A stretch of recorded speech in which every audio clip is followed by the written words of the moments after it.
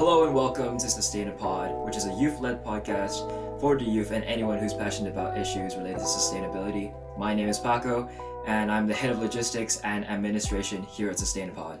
And this week, we're actually getting a little bit international. So today, I'm joined by Professor Dastoor, who is a physicist and solar energy researcher and part of a team at the University of Newcastle, Australia, preparing for the charge around Australia. So when we usually think about solar panels, the first thing that we think about is like large, bulky ones that you put on the top of a roof.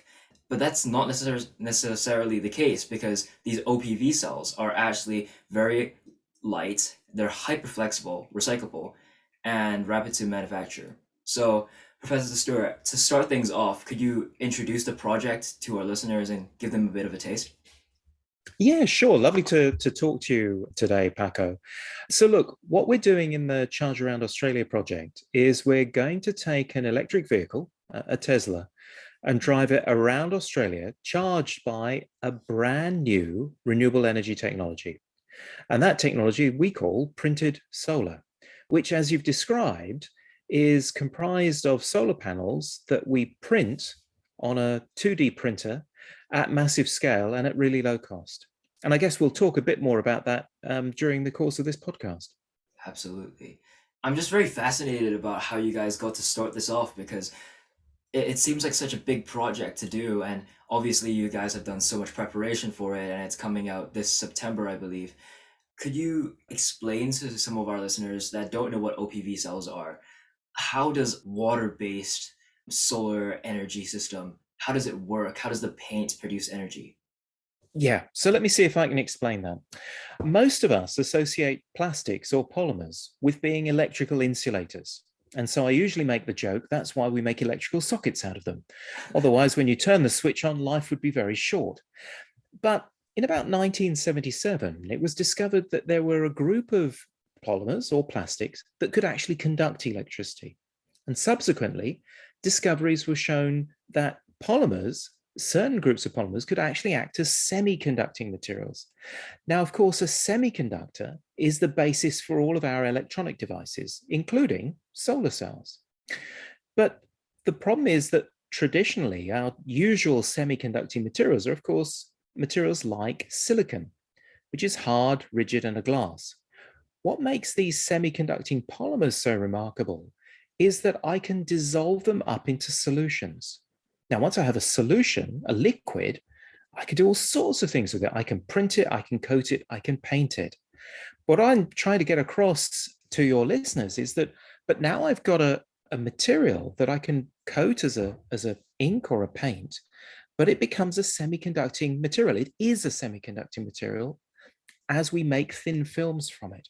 And so then I can build electronic devices just the same way that we have conventional electronic devices. And so what we're able to do, having spent a number of years doing this, we're now able to print these on a printer at massive scale. And I think, Paco, you've seen some of them, haven't you, Yeah. in the UK? I've definitely seen some of them. Before we had this talk, I've been to one of Professor Dastoor's talks before, and it was really interesting. That's why I invited him to the podcast. But yeah, being able to print things out and instead of just going conventionally with something really large and bulky, something small and like cheap, it seems so new and so like original. Yeah, it's very radical, isn't it? I mean, as you quite rightly point out, a solar cell typically is this hard, rigid, big piece of glass, typically weighing about 20 kilograms per square meter. Wow. Printed solar, by contrast, weighs less than 300 grams per square meter. The difference in weight is remarkable. A standard solar cell, as you know, is a centimeter, 2 centimeters thick, maybe. Our cells are less than 300 microns thick, less than 0.3 of a millimeter. So they're extraordinarily flexible, lightweight, and low cost to manufacture. Absolutely. But we do have to mention that with everything that's good, there's always like a tad bit of disadvantages to it. And from what on your website, I remember reading that the efficiency is about 1 to 2%, and it has a lifetime of about 1 to 2 years. So, in your opinion, to what extent should we value the long-term benefits and permanence compared to cheaper alternatives, which may have to be repaired once in a while, maintenance and all that, but it might be more effective in the long term? Well, I think that's a great question. And of course, that's a question that's often asked in terms of the comparison between printed solar and conventional cells. I think the important thing here is, what's the cost of the energy? That's the critical parameter. What we need is energy that's low cost and energy that's sustainable. And I might come back to that point in a minute. So when we think about efficiency, that's a parameter, but remember that that's a power conversion efficiency. It tells you something about the rate at which energy is transformed, but not necessarily how much energy is converted. And so the key point here is we need to understand what's the cost of the energy that we generate.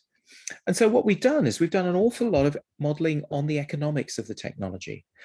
And what that's shown is that actually you don't need them to be terribly efficient, and you don't need them to last a very long time for them to be extremely low cost. As you mentioned, our current prototype devices are around 1 to 2% efficient. They last around about 2 to 3 years at the moment. We've had devices up on roofs for over 3 years now. And what the economic modeling shows is that our next generation devices, which we're targeting around 4 to 5% and around 4 to 5 year lifetime, at that point, the energy we generate is cheaper than the energy you generate from a coal-fired power station. Wow. So it's not necessarily about the efficiency. It's not necessarily about the lifetime. They're important parameters, but the key parameter is the cost. Now, as you say, there are other issues associated with, for example, a low efficiency solar cell. One is I need much larger areas in order to generate the same amount of energy. But there are vast areas that are currently not being used. And those areas, for example, are not being used because they can't take the weight of a conventional solar cell. And one example is, for example, industrial roofing.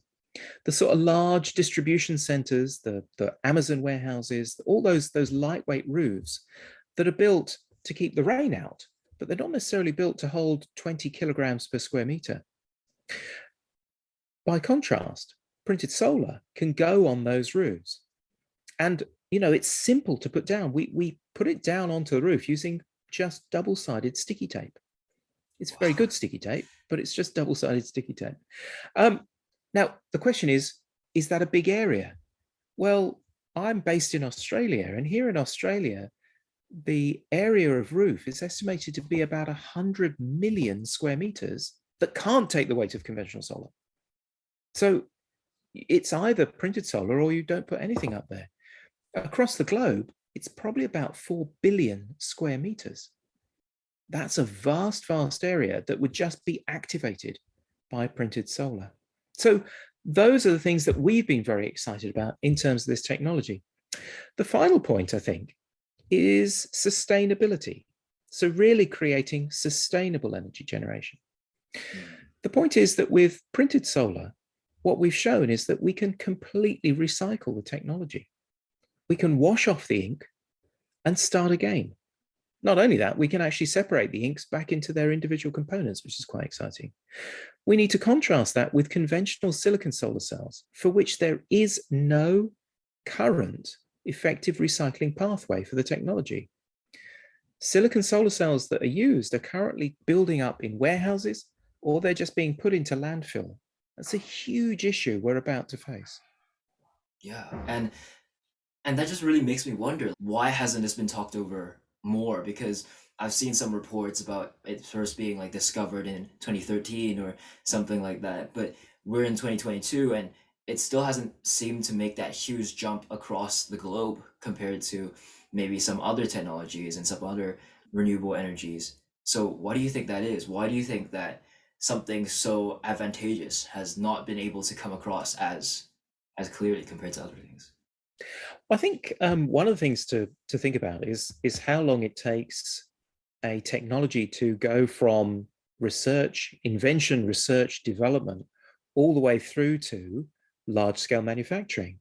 And the point is, it actually takes quite a long time, and it's actually really quite difficult to do that scale up.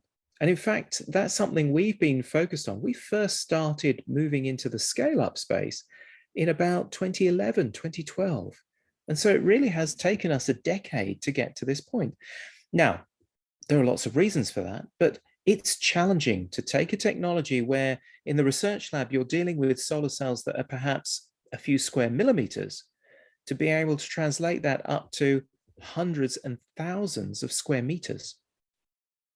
Absolutely. And it's going to take a lot of work as well. So you've mentioned that from 2011 to 2012, and now it's still being developed. And hopefully the project in September would go very efficiently, and hopefully that would make more awareness across the world. Um, on this topic about renewable energy and other types of renewable energy, what makes solar energy so much more important? Because there have been other talks like TED Talks about geothermal energy or micro hydroelectric electricity. How does solar energy compare to that, and why is it so much better or comparable to those other ones? I think, Paco, one of the things we need to think about is that as a species, as a planet, we need an enormous amount of energy. And the amount of energy that we're going to need is even larger and growing constantly. And that energy, as we've discovered, has to be obtained sustainably and without, for example, delivering additional carbon load to the planet's atmosphere.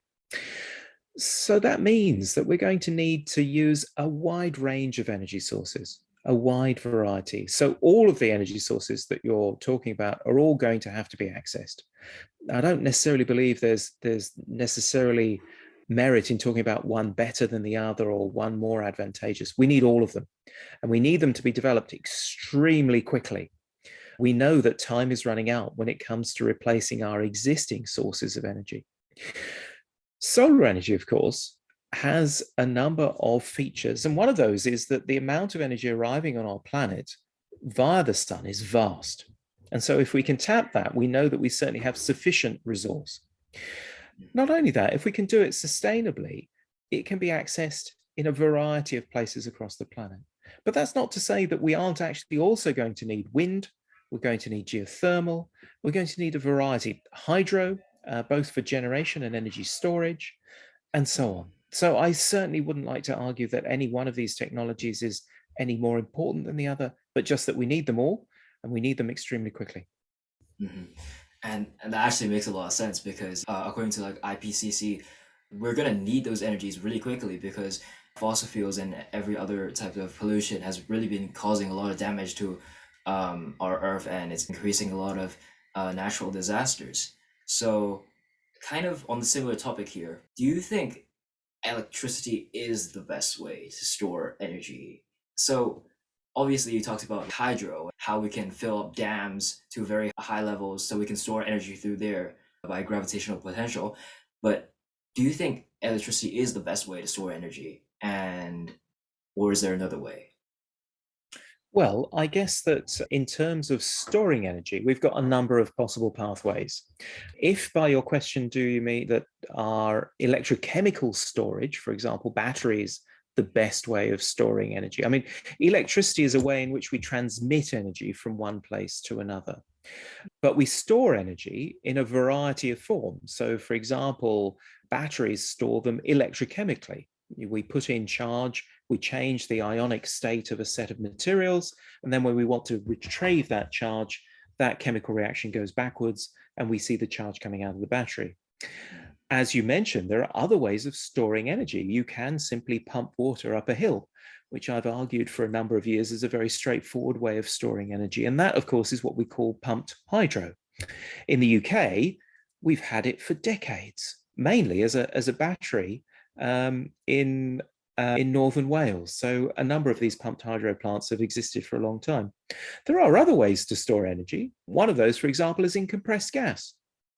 So you can store energy in compressed gas, and I suspect that might be a very useful way in terms of storing energy for industrial sites, because many industrial sites used compressed gas for tools, machines, and so on. Other ways of storing energy also include chemically in fuels. So if you're able to, for example, convert the energy you generate with solar or any other way into a fuel, which you can do through various chemical means, then that's another storage system. So there are many ways in which we can store energy. And again, we kind of need all of them. Absolutely. And one of the things that I've read recently was about solid state electrolytes. So would you think that's better than the lithium batteries that we have right now to store energy? So solid state electrolytes have existed for a long time. I mean, an electrolyte is a medium, obviously, that transports ions, charged particles in a matrix. Typically, that matrix is a liquid, and so that allows the ions to transport easily from one place to another. If you make the electrolyte solid, then typically it slows down the passage of those ions. So that leads to other problems in terms of, for example, discharge times with your battery. However, it has a number of advantages, one of which is that typically, your battery doesn't leak as badly as it might do if it's got a liquid in it. And many current batteries already have solid state electrolytes. So yes, there are pros and cons to both of those technologies. It just depends, again, exactly what you want the battery to do. For example, how fast do you need it to discharge? What capacity do you need it to store energy? How much charge do you need it to store? And so you'll tend to tune the design of the battery and its individual components to the application that you're using it for.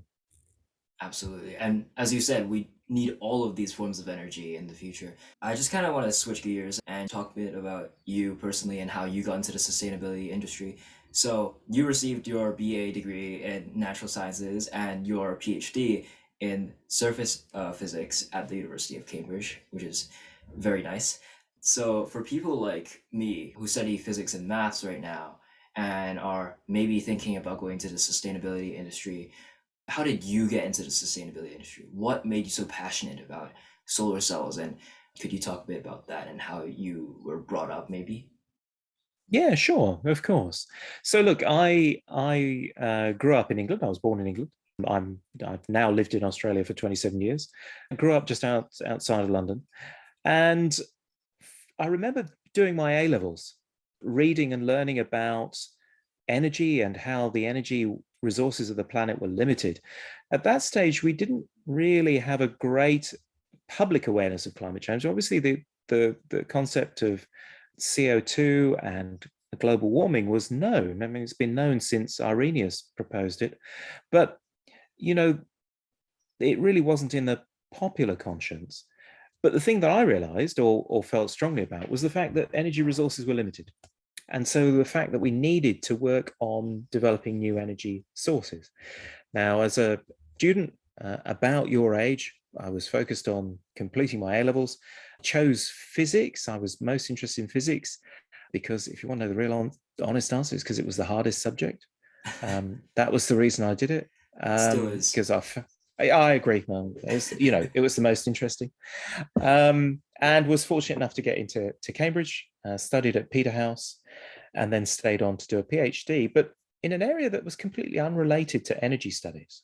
So my interest then was actually in fundamental scattering of helium atoms from surfaces, Wow. which we've actually continued here, that interest. And ultimately, that's led to the development of the world's first helium atom beam microscope, which we've also built.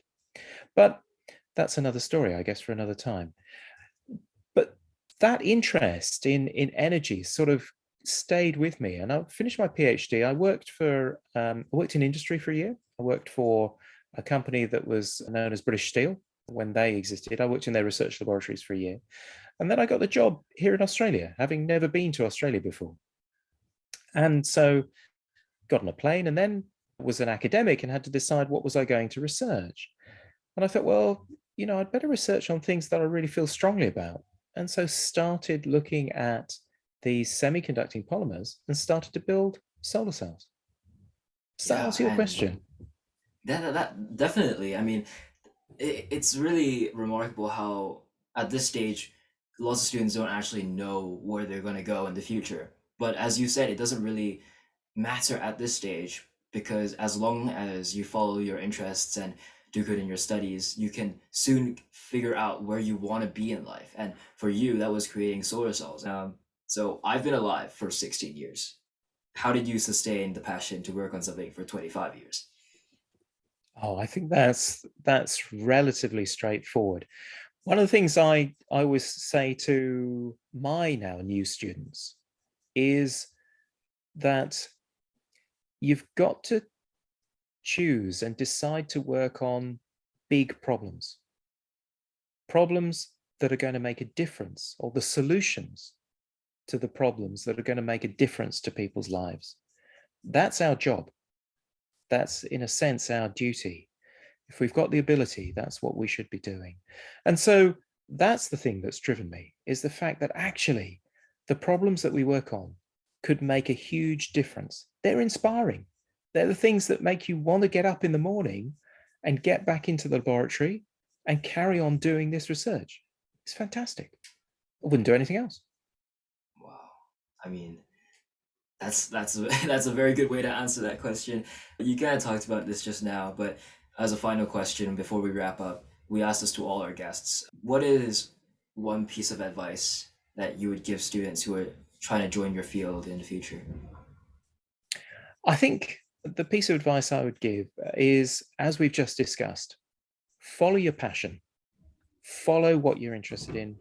That will make everything else come easily.